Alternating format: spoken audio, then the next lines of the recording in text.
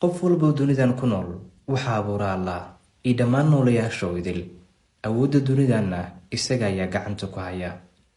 Waxa laga yaabaa dadka qaar in si fudud ay ugu xadgudbaan dad suuragal ay tahay in dunidan ay kula nool yihiin. Ninkan dhalinyarada wuxuu ka mid yahay dhalinyarada sida weyn u isticmaala baraha bulshada, qaasatan barta TikTok-ga. Waxa uu soo geliyaa muuqaalo kala duwan. Sidoo kale waa hormuudka iyo dhiirigeliyaha dhalinyarada kuwooda la tuurta oo mar waliba uu sheego in bulshada aysan ka dhuman oo mar waliba ay noqdaan hormuudka bulshada. Laakiinse qof ka mid ah dadkii muuqaaladiisa daawaday isla markaana comment u soo qoray ayaa waxa uu ku yiri sidaan: saaxiibayaal aad salaamay comment ya salma aawad akhrin waxa isoo qoray walaal adoo abuurista kugu socoto ma soo orday bal hadda ninkaas fiirso.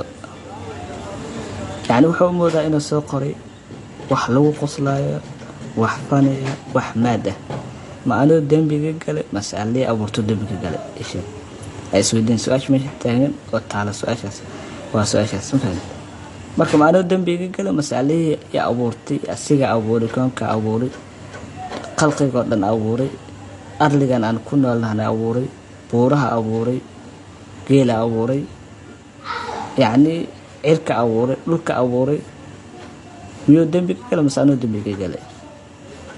تلك النكان آيات القرآن كليس ولا صعد من موسى المقلمية أفلا ينظرون إلى الإبل كيف خلقت ما المقلمية ولا الكيف هذا حد أمودا إن عنيقة يعيس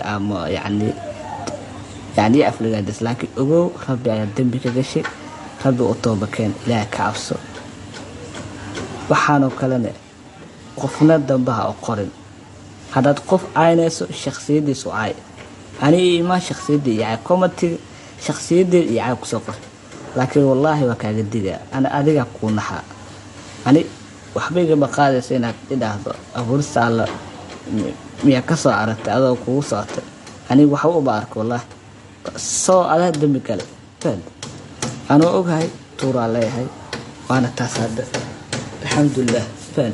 Waxa laga yaabaa dadka qaar marka commentiyada ay bixinayaan in commentigaas ay u qoraan ha noqdo mid la hadal hayn karo, ha noqdo mid aad ugu gafayso qofkaad u qorayso.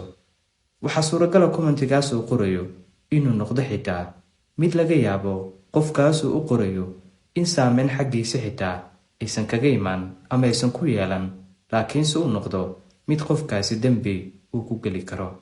Maxaa yeelay wiilkan dhalinyarada commentiga loo soo qoray waxa uu ahaa isagaba mid aad u la yaabay.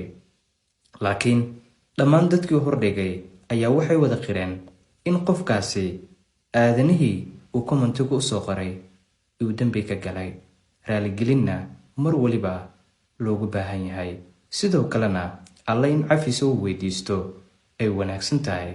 Maxaa yeelay waxa uu soo qoray commenti macquul aysan ahayn in qof bilaadan oo muslima uu u qoro qof kale oo walaalkiisa ah.